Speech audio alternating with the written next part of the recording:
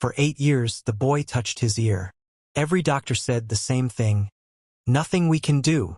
His father spent millions, flew across the world, begged specialists to look again. They all shrugged. Then a maid noticed something no one else did, and what she found inside that child's ear will leave you speechless. Oliver Hart was a billionaire. Private jets, mansions, more money than most people see in 10 lifetimes. But his son Sean was born deaf, 8 years old, never heard a sound. Oliver tried everything: Johns Hopkins, Switzerland, Tokyo. Specialists who charged thousands per hour ran tests, scans, procedures. All of them said the same thing: irreversible. Accept it. But Oliver couldn't accept it because Sean was all he had left. His wife Catherine died giving birth to that boy. Complications, the doctors called it. Too much bleeding, too little time. Oliver held her hand while the light left her eyes. She'd been trying to say something. Her lips moved, but no sound came out. Just like their son. Oliver never forgave himself.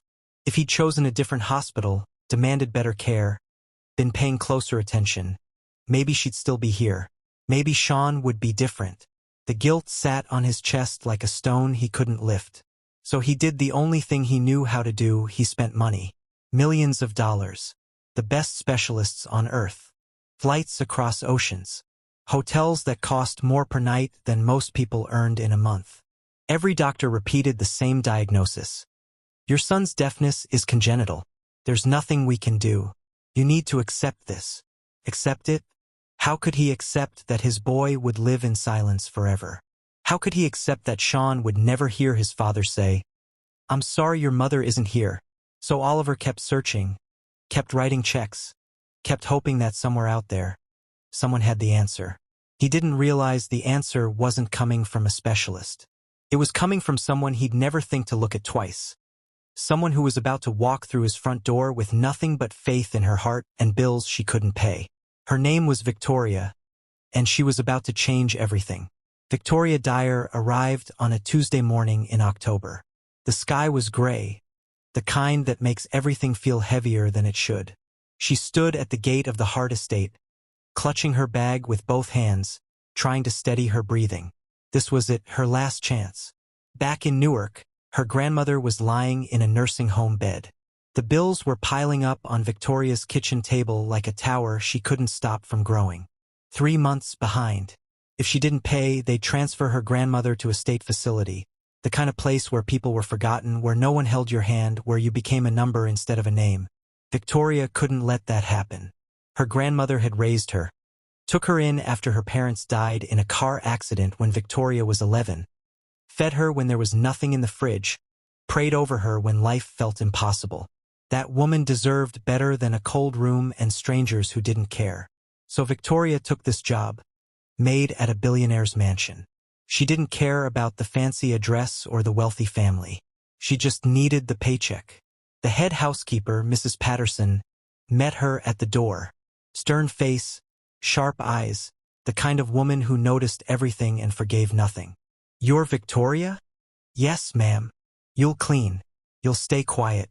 You'll keep to yourself." Mr. Hart doesn't like disruptions, especially around his son. Victoria nodded. "I understand." "Do you?" Because the last girl didn't. She tried to get too friendly with the boy, thought she could help. She was gone within a week. Victoria swallowed. "I'm just here to work, ma'am." Mrs. Patterson studied her for a long moment, then nodded. "Good. Follow me." As they walked through the mansion, Victoria kept her eyes down, but she couldn't help noticing things. The silence so thick it felt alive. The way the other servants moved without speaking, without smiling. The heaviness that hung in the air like fog that wouldn't lift.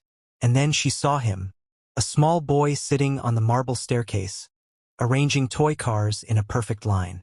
He didn't look up, didn't acknowledge anyone. His shoulders were hunched, his movements careful, precise. But what caught Victoria's attention was something else. The way he kept touching his right ear, just briefly, almost like a habit, and the tiny winces that crossed his face each time he did. Victoria's chest tightened. She'd seen that look before. She didn't say anything, just kept walking. But her heart whispered something she couldn't ignore. Pay attention. Days passed. Victoria cleaned floors, wiped windows, folded linens. She kept her head down like Mrs. Patterson told her, but she couldn't stop watching Sean. Every morning, same routine.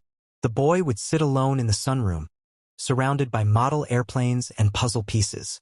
His world was small, contained, safe. No one bothered him there. The other servants avoided him, not out of cruelty, out of fear, like his silence was something they might catch. But Victoria saw something different. She saw a child who was desperately lonely. A boy who sat by windows and pressed his small hand against the glass, watching the world move without him. She saw the way he'd look at his father sometimes when Oliver walked past without stopping, and how his little shoulders would sink just a bit lower. She saw how he touched his ear over and over, wincing each time, and no one noticed. Or maybe they'd stopped noticing long ago. One afternoon, Victoria was dusting near the sunroom when she saw Sean struggling with a model airplane wing. His small fingers couldn't get the piece to fit. Frustration creased his face. She shouldn't interfere. Mrs. Patterson's warning echoed in her mind. But before she could stop herself, Victoria knelt down and gently took the wing. She fitted it into place with a soft click. Sean looked up at her. For a moment, they just stared at each other. Then something happened, the tiniest smile, just a flicker at the corner of his mouth. Victoria's heart cracked wide open. She smiled back, gave him a small wave. He waved in return. That night, Victoria lay in bed thinking about that wave. Such a small thing, but it meant everything. The next morning, she left something on the stairs where Sean always sat. A folded paper bird, simple, made from scrap paper she'd found in the kitchen. She didn't wait to see if he'd take it. But the following day, the bird was gone. In its place, a note in shaky handwriting. "Thank you." Victoria pressed that note to her chest and closed her eyes. She whispered into the quiet, "Lord, let me help this child. Show me how." She didn't know it yet, but God was already answering. And the answer would cost her everything she had. Over the next few weeks, something shifted. Victoria and Sean developed their own language, small things, secret things. She'd leave him candy wrapped in gold foil.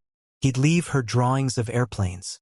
She learned his signs, not the formal ones his tutors taught, but the personal ones he'd made up himself. The way he tapped his chest twice meant he was happy.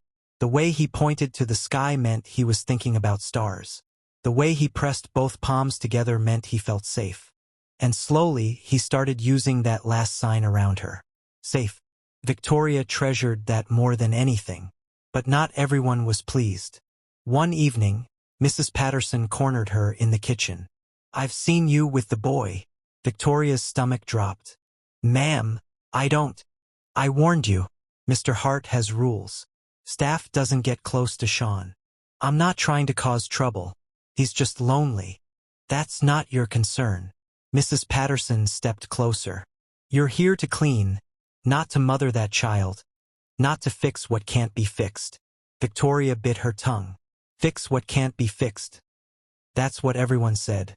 Even here, even in this house where the boy lived, they'd all given up. "If Mr. Hart finds out you've been interfering, you'll be gone. No references, no second chances." Mrs. Patterson's eyes were cold. "Think about that." She walked away, heels clicking against the floor like a countdown. That night, Victoria sat on her bed, staring at the wall. She thought about her grandmother, the bills, the paycheck she desperately needed. She thought about Sean, his lonely eyes, his pain. She thought about the dark things she'd seen in his ear. Fix what can't be fixed. But what if it could be fixed? What if everyone was wrong? Victoria picked up her Bible and held it close. "Lord, I don't know what to do. I can't lose this job, but I can't ignore what I'm seeing." She waited in the silence. No answer came, just the weight of a decision she wasn't ready to make. Outside her window, the moon hung low and heavy. Inside her heart, a war was beginning, between what she needed to survive and what she knew was right. She didn't know it yet, but that war was about to end. Because the next morning, everything would change. The next morning came cold and quiet. Victoria was sweeping the hallway when she heard it. A soft thud, then nothing. She stopped, listened. Another sound like a muffled cry. Her heart jumped. She followed the sound to the garden door. And there was Sean, sitting on the stone bench, his small body hunched over, both hands pressed tight against his right ear. His face was twisted, tears streaming down his cheeks, but no sound came from his mouth. He was crying in complete silence. Victoria dropped the broom and ran to him. She knelt in front of him, her hands shaking. Sean, look at me." He opened his eyes, red, wet, full of pain. She gently signed, "Your ear." He nodded, more tears falling. Victoria's chest felt like it was being crushed. "Can I look?" she signed carefully. "I'll be gentle, I promise." He hesitated. Fear flickered across his face. But then he leaned forward. "Trust. This child, who had been poked and prodded by doctors his whole life, trusted her." Victoria swallowed hard. She tilted his head gently toward the morning light and looked. There it was, deep inside his ear canal.